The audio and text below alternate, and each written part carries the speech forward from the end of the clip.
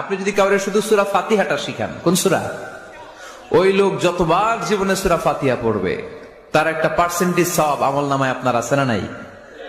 আবার ওই লোক যদি কাউরে এই সূরা ফাতিহাটা শিখায়, আবার যারে শিখালে এ যদি আবার আরেকজনরে শিখায়, এভাবে যতজনকে শিখাবে প্রত্যেকের সওয়াব থেকে একটা পার্সেন্টেজ সওয়াব আপনার আমলনামায় দিয়ে দিবে কে? এজন্য কোরআন শিখবো, শিখাবো, শিখবো, শিখাবো। যারা কোরআন জানি না, কোরআন জেনে মরবো। No excuse will be granted that day. সেদিন কোনো অজুহাত আল্লাহ গ্রহণ করবে না। সব পারো, কোরআন পারো না কেন? সবই তো পারো।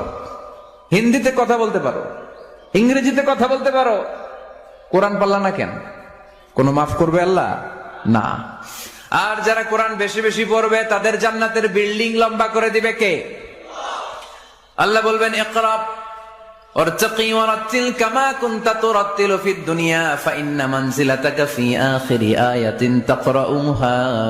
কোরআন পড়ো, যতগুলো আয়াত দুনিয়াতে পড়বেন আপনার জান্নাতের বিল্ডিং তত তলা বানায় দিবে কে?